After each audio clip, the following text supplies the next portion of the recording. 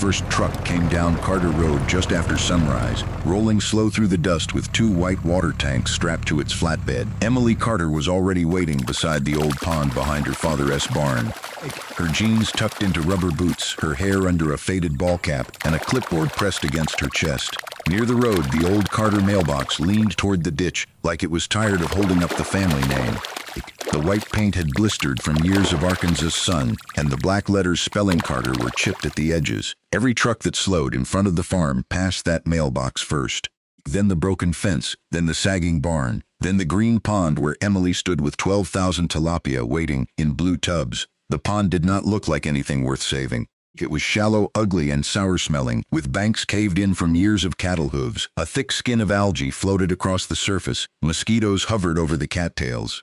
The water looked less like a pond than a forgotten bucket of rot. Most people in Harrow County called it Carter's green soup. Emily called it her last chance. She had paid for the tilapia with money that should have gone toward fertilizer, diesel, and one overdue note at First County Bank. By 8 o'clock, the first pickup slowed on the dirt road. By 8:30, there were three more. Old farmers leaned out of truck windows. A neighbor stopped by the fence and watched as Emily carried the first tub to the water. Someone laughed loud enough for the sound to travel across the pasture. At first, the laughter sounded cruel. But it was not only cruelty. Most of the people watching her were scared too. The man in the red Chevy had refinanced his hay equipment and had no rain in his forecast. The woman by the fence had sold calves too early the year before because feed prices had eaten through her savings. The old farmer shaking his head had a green pond of his own behind his barn. And he hated Emily's idea partly because he had no money left to try anything strange. They were not villains standing at the edge of her failure. They were tired people protecting themselves from hope. If Emily's idea was foolish, they could laugh and feel safe. If it worked, then every ugly place they had given up on might have been asking for attention all along. So they laughed. Emily heard them. She heard the fear underneath it too. That was why she did not turn around. She knew what fear did to people. She felt it every morning when she opened that mailbox and found another envelope with a bank logo in the corner. She knelt in the mud, lowered the first tub, and let the small fish scatter into the green shallows. They vanished beneath the algae. The surface closed over them without ceremony. To everyone watching, she was throwing her last dollars into a dirty hole. The pond had not watered cattle properly in years. It was too shallow for base, too murky for swimming, and too ugly to help sell the land if the bank finally forced her hand. But Emily kept working. Tub after tub, she released the fish. By the time the last fingerlings slipped into the pond, the surface had gone still again, green and silent as if nothing had changed. Behind her, trucks idled beside the crooked Carter mailbox. In front of her, the pond smelled like rot, heat, and old mistakes. Emily wrote one line in her notebook, Day 1, still alive. Emily Carter was 24 years old when she became the only person left standing between her family farm and foreclosure. Her father, Daniel Carter, had worked that land since he was 14. He had grown corn, soybeans, hay, and once kept cattle on the back pasture. The Carter farm had never made anyone rich, but it had fed the family, paid its taxes, and kept their name rooted in the same Arkansas soil for more than 80 years. Then came 3 bad years in a row. Spring rain drowned the low fields. Summer heat split the clay open. Fertilizer prices climbed so high that Daniel cut back, hoping the soil could carry one more crop. It could not. The corn yellowed early, the soybeans came in light. The hayfield thinned until more weeds grew there than grass. The tractor broke during planting. The baler failed before first cutting. The north fence fell in a storm. Every repair took money they did not have, and every late payment made the bank colder. Then Daniel had a stroke in the equipment shed. Emily found him on the concrete beside a spilled bucket of bolts, one hand curled tight.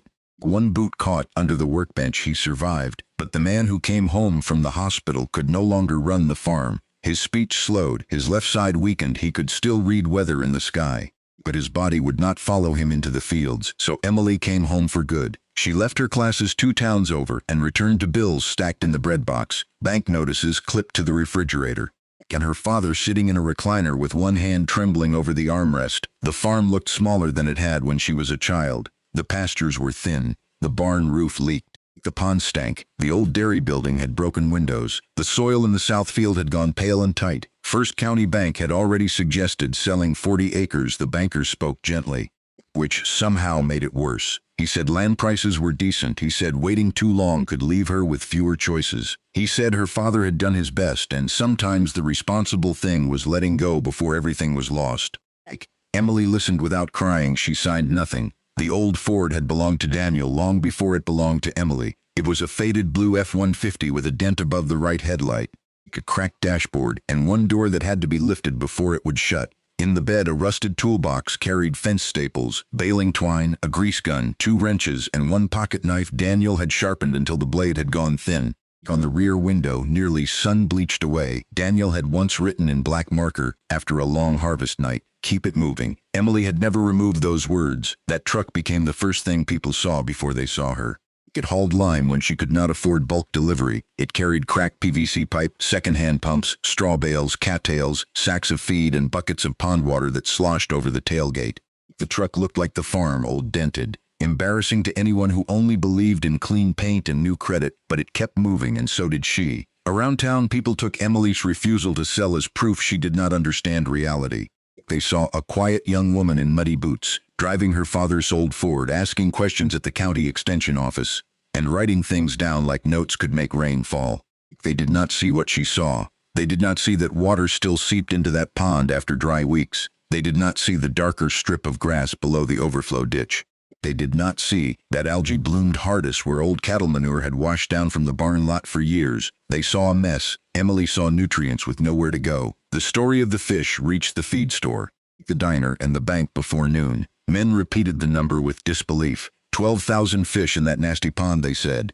Daniel Carter would have planted corn if he had money. Not fish. They said algae meant imbalance, not opportunity. They said every fingerling would be dead before August.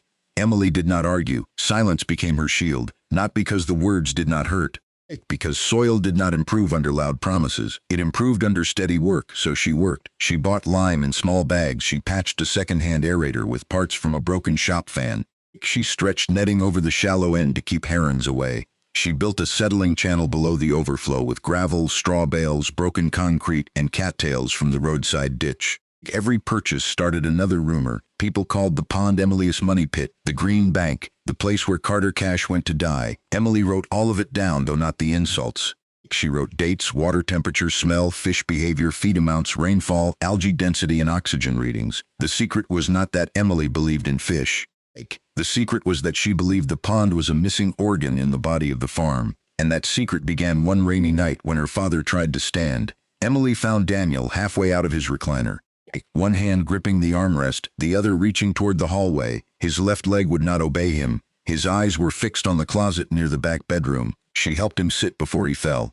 On the table lay another bank notice, unopened and accusing under the kitchen light. Daniel lifted his good hand and pointed again, not toward the bills, toward the closet. Emily brought him an old cardboard box from the top shelf. Her grandfather's name was written in pencil across the lid. Daniel rested his hand on it like it was something living. Inside were notebooks, not clean records meant for banks, but working notebooks stained with rain, grease, tobacco ash, and soil. Her grandfather's handwriting leaned hard across the pages. Her father's notes filled the margins years later. Emily turned the pages while Daniel watched. There were sketches of the pond from the year it was dug, before the banks caved in and before the county called it green soup. Arrows showed runoff from the barn lot, a shallow overflow toward the lower pasture, and a filter ditch lined with reeds. Her grandfather had drawn fish in the center of the pond, not as decoration, but as part of the work. Beside them, in dark pencil, he had written, "Green water is only wasted if nothing useful is eating it." Emily looked up. Her father's mouth moved slowly, fighting for words his body would not give him.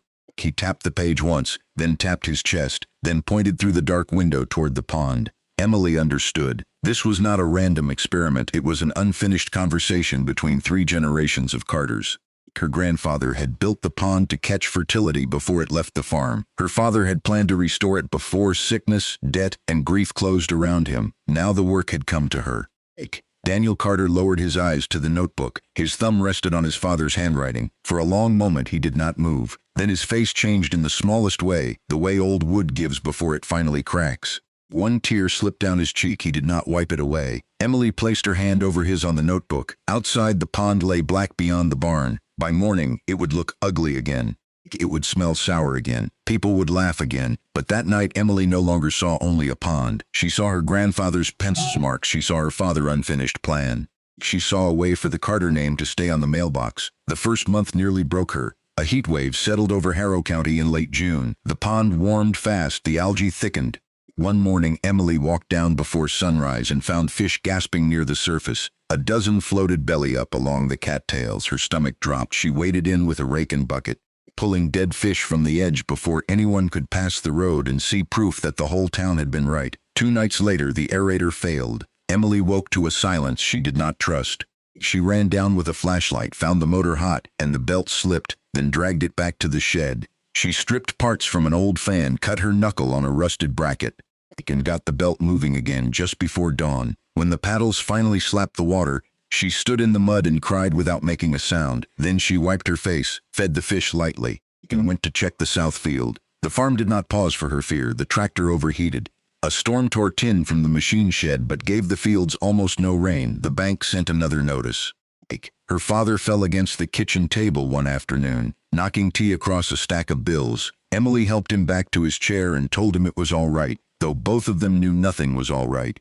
At night, she sat under the kitchen light surrounded by numbers: fish feed, fuel, loan interest, repair parts, property tax, possible harvest weights, possible failure. One rainy night, she allowed herself to imagine selling, maybe just the far 40, maybe enough to keep the house and barn, maybe enough to stop waking up with her jaw clenched. Then the rain softened.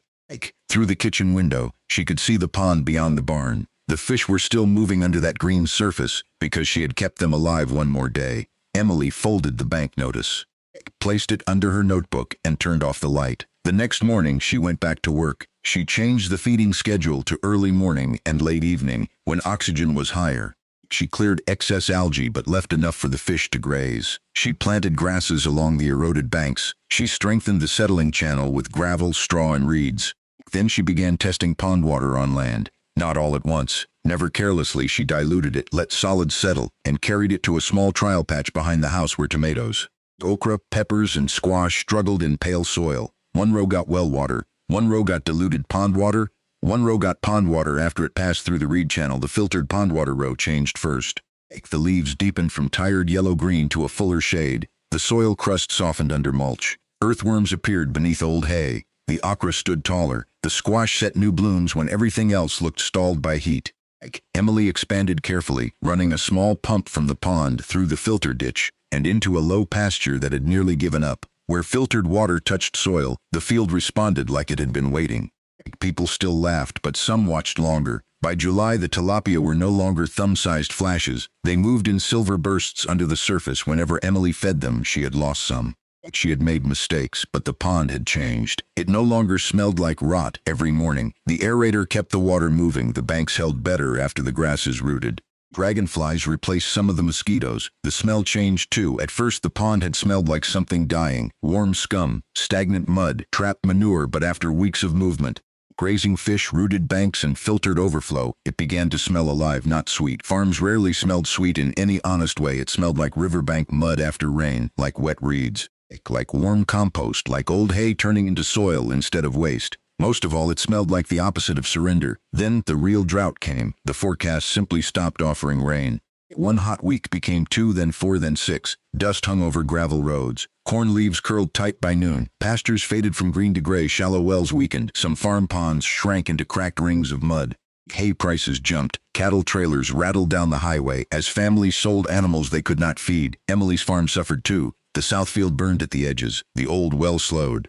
The tractor started only when it wanted to, but the old pond held. It dropped, yes, but because it had been dug deep in the center and fed by a stubborn seep from the hillside, it did not vanish. The algae kept growing under the hard sun. The fish kept eating. The filter channel still gave Emily enough usable water to protect the most valuable parts of the farm.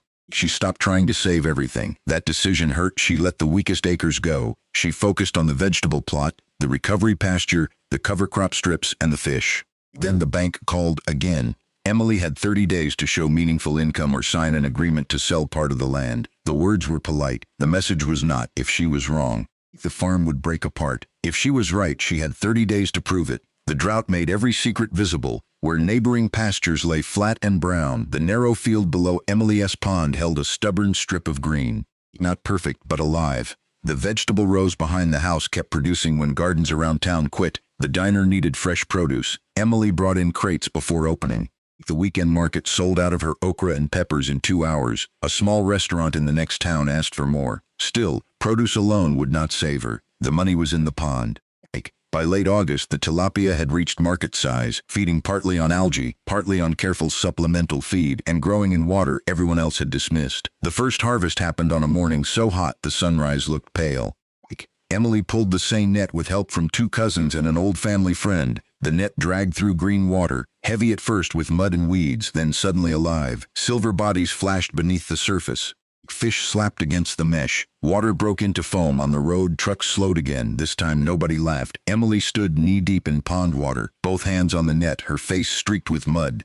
As the net closed, hundreds of tilapia churned in the shallows, thick-bodied and bright against the green. The buyer weighed bins under the barn shade. Numbers went into a receipt book. Ice chests filled. Oxygen tanks hissed in the transport truck. The old pond, the joke of Carter Road, was producing money by the pound. Not enough to make Emily rich overnight, but enough to matter, enough to make the banker pause, enough to cover the overdue payment, enough to prove the farm had income after the harvest. The buyer counted out part of the payment in cash and wrote the rest as a check on the hood of his truck. Emily held the envelope carefully. Her hands were still wet from the pond. Mud had dried on her arms. Her shirt smelled like fish, algae, sweat, and hot metal. For a moment she did not move. She had imagined that number so many times at the kitchen table that seeing it written down felt unreal. It was not fortune money. It was not enough to fix everything, but it was enough to stop the fall. She walked back to the house and placed the envelope in her father's good hand.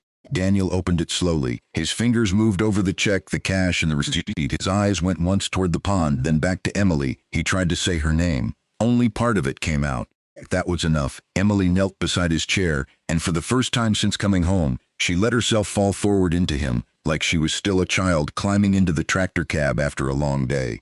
Daniel's good arm came around her shoulders. It was weaker than it used to be, but it held. There was no speech, no shouting, just a father who had thought he might watch his land vanish.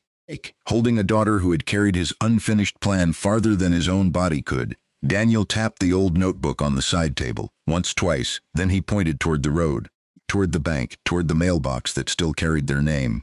Emily understood. Monday would come soon enough, but for that afternoon the farm was quiet. The pond moved in the heat.